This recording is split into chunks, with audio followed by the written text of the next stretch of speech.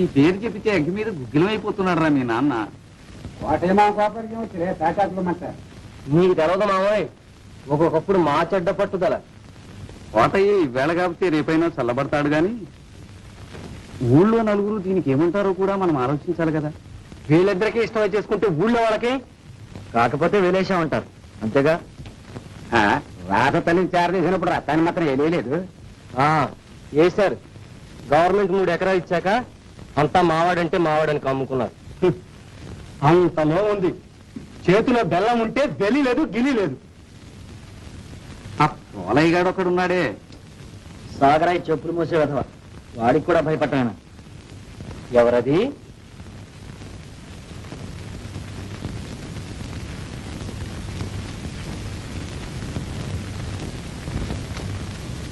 రాదమ్మా.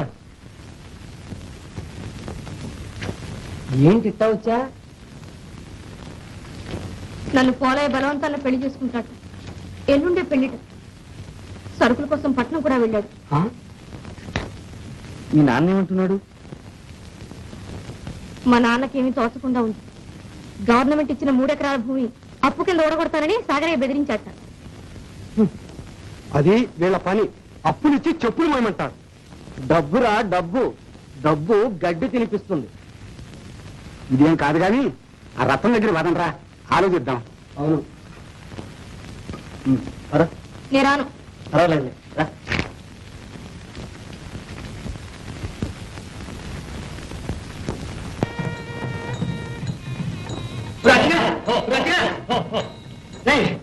మీకేమన్నా మేడ కనపడుతున్నాయా? నువ్వు పడిందే కదయ్యా. కాదా అవేమో పెళ్లి పాజల్లాగా ఉన్నాయి. విను. నాటికలు తొక్కేసుకొచ్చా అయితే కాదురా, సరిగా వినరా. అవునా అత్తగా ఉన్నది చూసావా మన తడక. మా బావా మన దెబ్బమ్మటది పెళ్లారి పట్లన్నీ చేసి సిద్ధంగా ఉంటాడు. మన వెళ్ళం పెళ్లి చేసుకోవడం, పెళ్ళని జోబులు వేసుకోవడం, ఇంటికి వెళ్ళిపోవడం.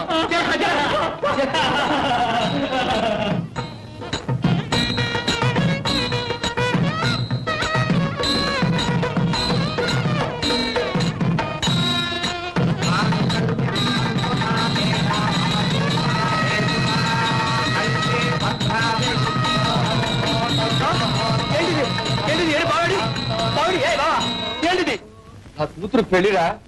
పెళ్ళా పెళ్ళ పెళ్ళ నన్నే మోసం చేస్తావా? పోరా పోరం పొక్క.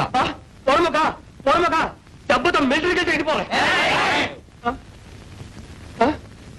మీరంతా నన్ను కొట్టడానికి వస్తారా? ఎంత అన్యాయం! రే బాబురే, మీరంతా నన్ను కొట్టడానికి వస్తారు కాదు. రండి బయటకు కనిపిస్తాను. 12 సామాన్లు తీరు పెళ్లి చూద్దామని. రాదా బయట కనిపిస్తాను. మీరు రగతం తాగుతాను. బయట రగతం తాగుతాను.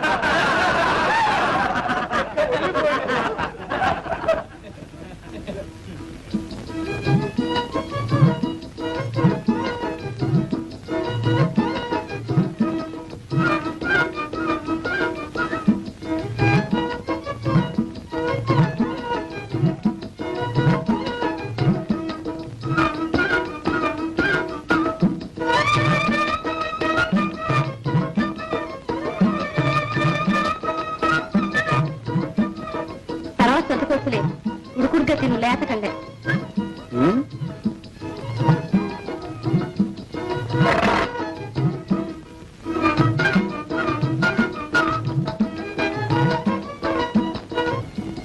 కాకపోయినా దాన్ని పెళ్లి చేసిన తర్వాత నా పెళ్లి చేసుకుందాం అనుకున్నాను.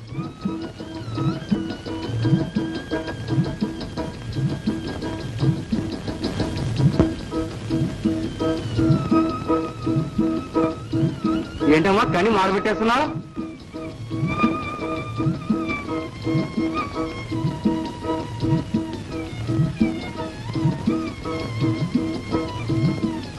ఏమిటి అట్ట కూర్చున్నారు?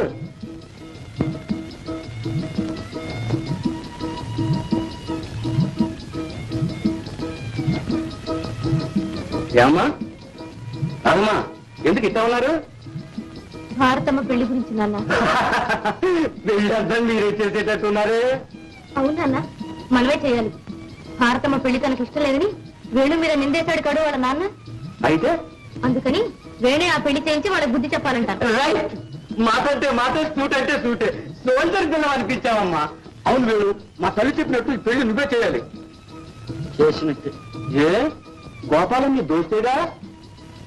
దోస్తే కానీ వాళ్ళ నాన్నున్నాడే వెంకటాద్రి, ఆ. 500 కట్నం కావాలి, ఒక్క కాలు మీద నిలబడతాట నాన్న.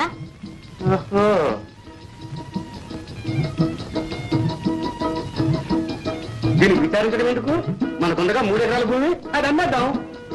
అమ్మేసి బాగా చెప్పాడు, ముఖాలు పారేసి ఫస్ట్ క్లాసుగా ఆ కట్నం ఇచ్చి మరీ భారతమ్మ పెళ్లి చేద్దాం.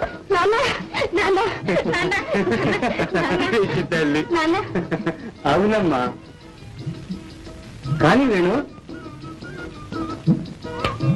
కానీ వేణు, అదేమిటి రాత, మీ నాన్న భూమిని నా చెల్లెలు పెళ్లి చేయమంటావు?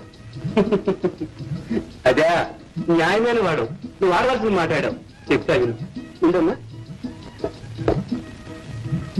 అది నా భూమి కాదు, నీదే. తెలుసా, మా రాధకున్న మత సంగతి నీకు తెలుసుగా. కట్నం ఇస్తానంటే ఆశపడి ఏదైనా మంచి సంబంధం రాదా అని ఆ భూమి అట్లా కాపాడుకుంటూ వచ్చింది. మా అదృష్టం కొద్దీ మంచివాడు నువ్వు దొరికావు.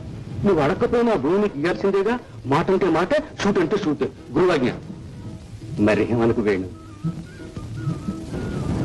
మీరిద్దరూ సుఖంగా ఉంటే నాకు ఈ భూమి ఎందుకు నాయన? అదేమిటి మామ, సొంత భూమి లేకపోతే రైతుకు బతికే ఉంది చెప్పు. కౌళ్ళు చేసి ఇల్లు ఒళ్ళు గుల్లవుతుందనేగా మేమంతా తుమ్మల బంజరు కోసం పాకులాడుతున్నాం.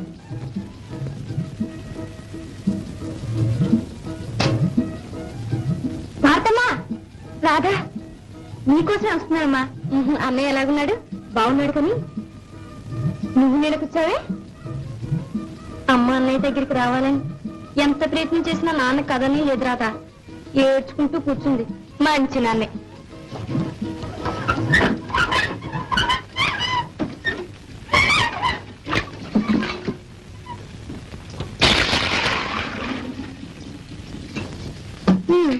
నీ పెళ్లి సంగతి ఏం చేశాడు?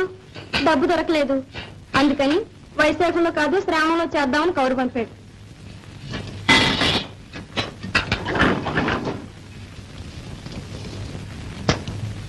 ఏం పెళ్లి పోనీ రాదా, నా పెళ్లి నుంచి ఈ గొడవ అంతా వచ్చింది. గొడవ ఏమీ లేదు. వేణు కూడా నీ పెళ్లి త్వరగా చేయించాలని గట్టిగా ఆలోచిస్తున్నాడు.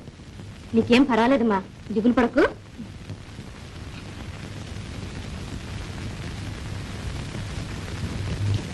భారతమ్మ,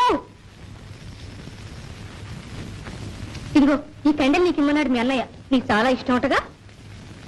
అవును రాధా. కాదు వదిన. అవును వదినే. వస్తాను వదినా.